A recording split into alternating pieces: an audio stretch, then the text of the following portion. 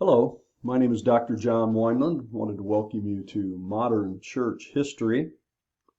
I hope all's going well for you. It's a little bit chilly here in Moberly, Missouri. Yesterday morning I left my home in Florida at about 5 a.m. and it was 65 degrees. When I arrived in St. Louis, Mo, it was 0. All right, maybe 1 degree. So that's a bit of a shock, but I made it here last night and thought I would record a little welcome today and make sure everybody's clear about the course itself. See if you had any questions. Introduce myself a bit. So I am Dr. John Weinland. Some of you know me, some of you maybe do not. I have a PhD in history, and I'm an archaeologist by sort of research, I guess you would say. And I've been teaching church history in various forms, well, for a long time. I suppose since, well, let's just say the 1990s, back when I was just 3 years old, I started. Anyway. I've been teaching church history in a variety of forms. It is true, and you might have noticed that I wasn't the instructor listed for this course last fall, even into December. But this course was assigned to me at that time, and so I have tried to fashion it into something that I hope will be useful for you and challenge you a bit, perhaps, and get you to understand the history of the church. You know, if you're going to spend your life serving the church, which I hope, I assume you will in some capacity, then you ought to know the history of the church. It will help you. If we don't understand what has gone before us, then, well, we will repeat the mistakes, and we will be like a person with amnesia, I guess is what I would say, a person with amnesia. We wake up in whatever, 2024, and we assume everything that's happening here is brand new. No one's ever faced it before. And therefore we have to deal with it in that way. In fact, when we study history of all kinds, we find out people have been through many things in the past. And in fact, pretty much, I think, as a guy in the Bible once said, there's nothing new under the sun. You can check me on that. I think that's pretty much a direct quote. And so there's been a lot of things that have been happened in the past in our world and in the church that we can learn. So I just wanted to say that, and to say that I welcome you to this class. I hope you are enjoying it or getting to know it. So I'm going to make my image smaller. I shall decrease so that the course can increase. I think that's in the Bible somewhere. That's probably a little more of a paraphrase there, isn't it? So here's our course. Perhaps I'll try to view it the way you view it. I think there's a way for me to do that. There it is. So that it looks more like what you see. Okay, there we go. So this is the course, as you can see it. History, Modern Church History, GSH 344. I assume all of you are familiar with Canvas and so forth. But you'll want to take a look at the syllabus. I'll try to pull it up here and see if it's working. There it is. There it is coming up now. So you can see my name there, my email address. If you need any questions, send me an email. I'll try to respond. Some of you are on campus here in Moberly, and perhaps you know that I'm usually here for I'm here for 2 weeks, and then I'll be back again in March for 2 weeks. By the way, those of you who are in Moberly, next Tuesday night, that would be the, what is that? That's the 23rd. The 23rd of January, we're going to have our pizza party, as I do every time I show up. We have a pizza party at the Pizza Hut in Moberly. Let's say, I don't know the exact time. Let's say 5:30. 5:30 at the Pizza Hut next Tuesday. Pass the word. Everybody, who's been in my class is invited. And even those who haven't been in my class are invited. That's fine. We'll meet at the Pizza Hut. I will provide you with cheese pizzas and pepperoni pizzas and probably a few desserts and a few soft drinks, that sort of thing. So that way we can get to know each other. So if you are in the area, so I don't know where all of you are located, some probably in the sunny state of Florida. It'd be hard for you to make it, but you are welcome as also. But it's just pizza. There's not it's not a class meeting. I announced this last semester, and some people in Florida wanted to know how they could live stream the pizza eating. I haven't quite mastered that one yet. I don't know. I don't know how many people would actually be interested in that. If you want to try to live stream the pizza thing, let me know. I'll see what I can work out. Maybe we can do something. I don't know. It's kind of crazy to think about, but hey, why not? Anyway, so that'll be next week. I do that every time. We'll do it again in March, but this course will be done by then. So let's take a look. Syllabus quickly.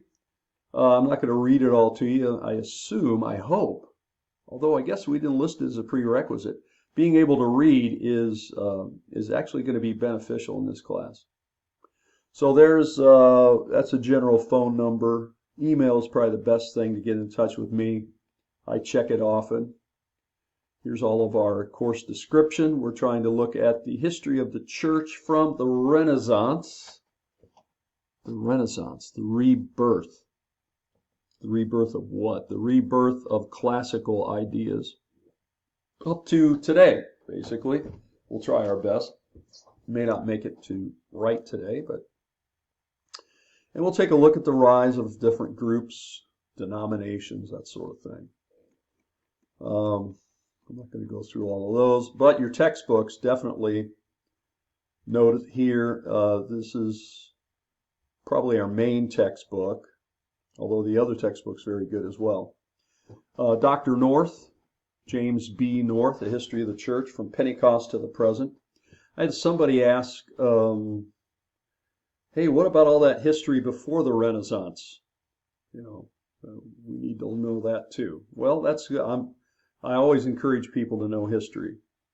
If you are, I didn't assign it, but you could certainly read the first chapters of Jim North's book from I don't know, what is it up to, like 20 or something, 18, somewhere in there. Well, you'll see it listed.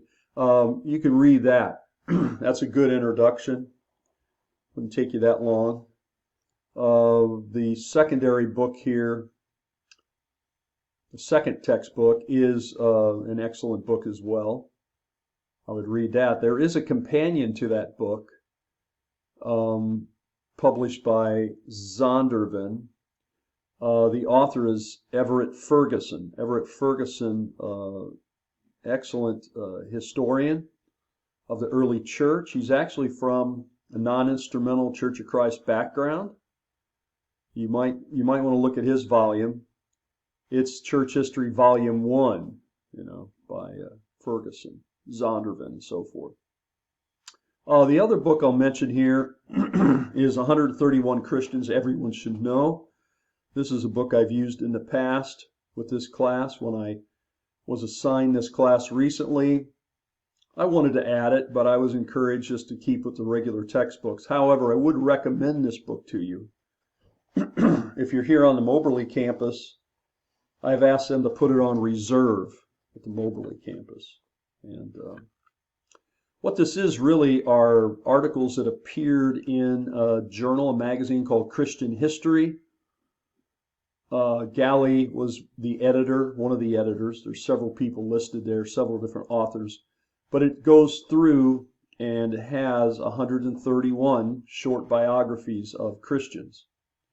I think it's useful for your library if you'd like to have it. It certainly will come useful when you do your biography essays, I believe. It is on reserve at the Moberly Library. Otherwise, you'll have to obtain it in another way. Okay?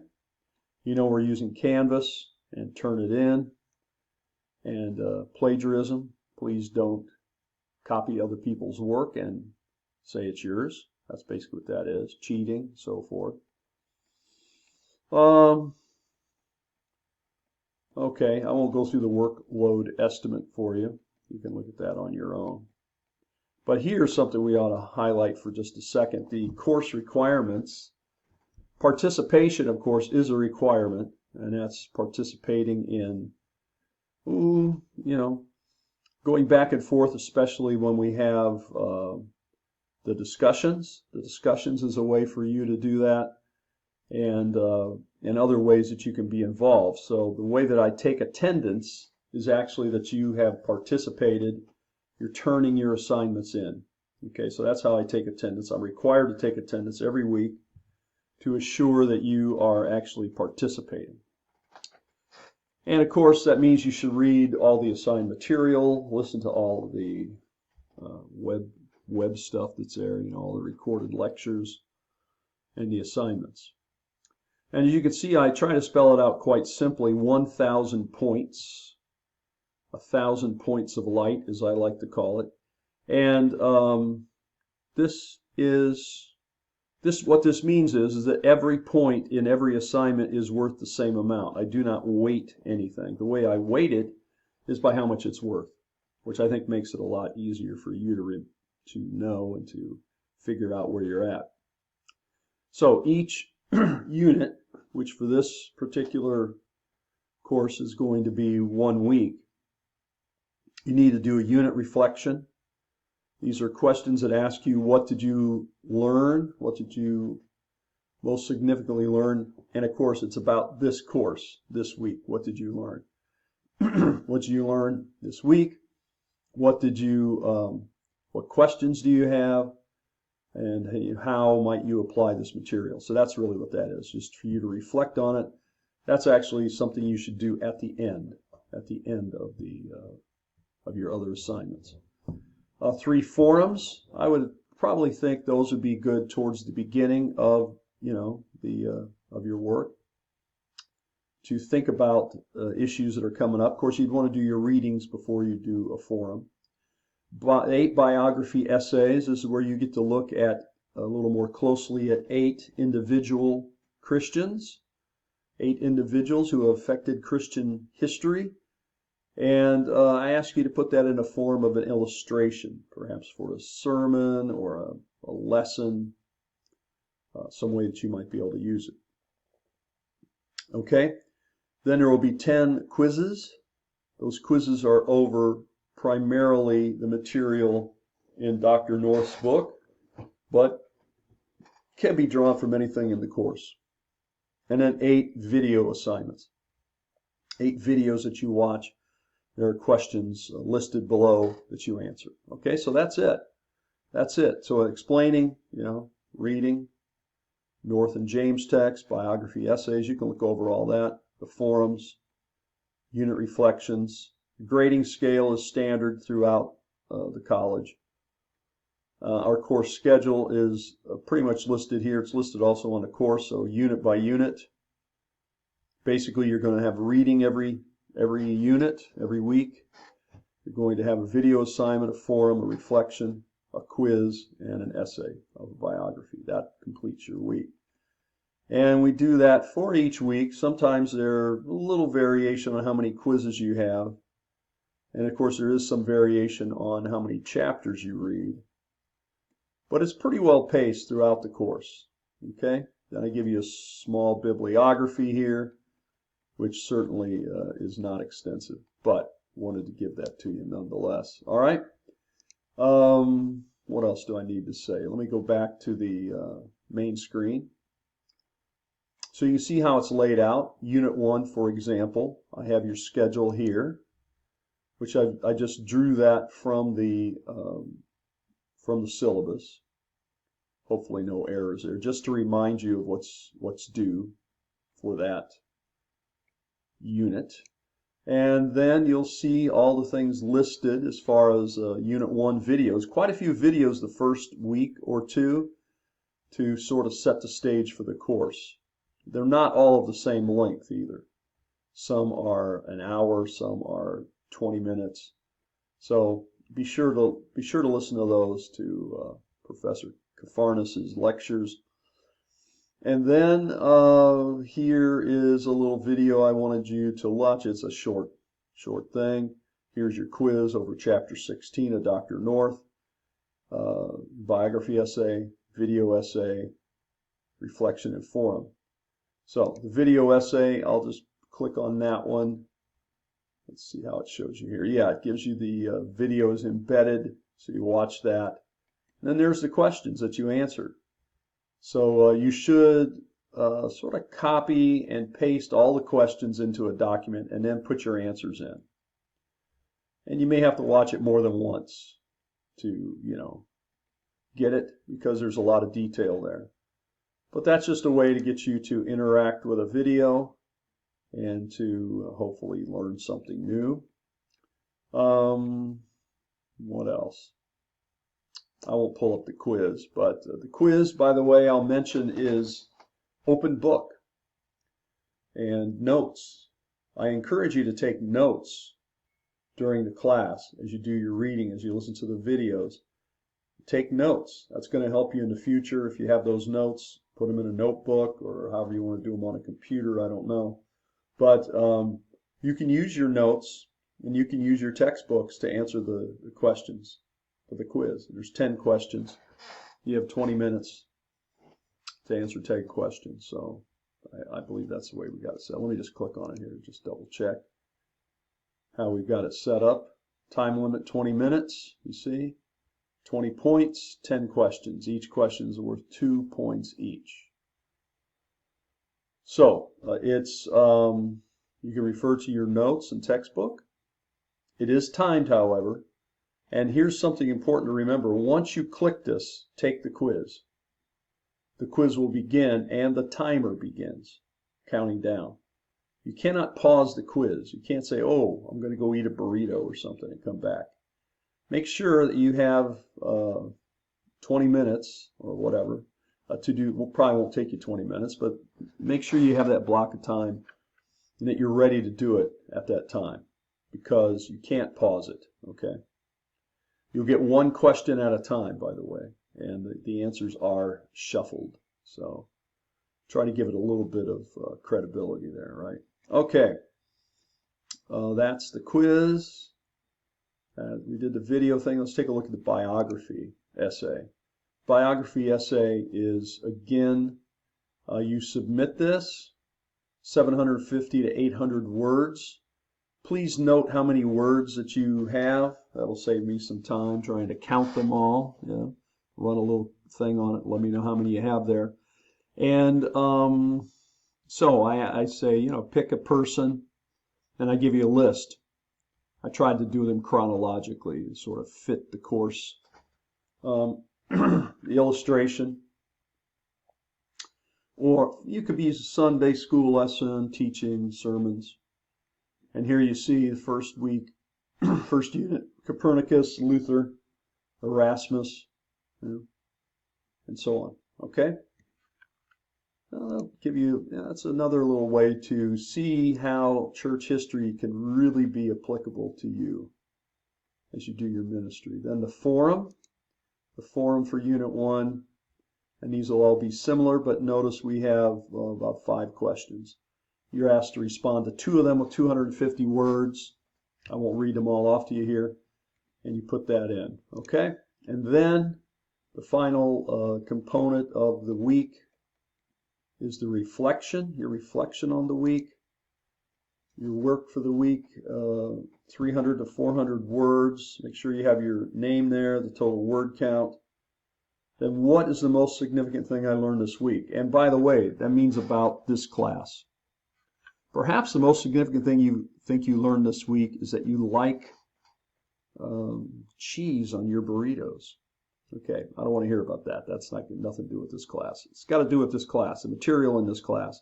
How does this week's learning from this class touch on my past, or how will I use this in my life or ministry? And then, are there any questions? You know, at least a question. All right, so there you go. We've gone through the first week. The rest of the weeks are very similar, by the way, and they're all laid out here for you to see. Okay? Everything's laid out for the whole course. All right, so if you have anything, any questions or anything for me, please send me an email. By the way, please tell me which course you're talking about. I'll know which, you know, you're from CCCB because of your email, but you may say, oh, hey, tell me about that assignment we had. I was having trouble with it. How do I do it? Or something like that.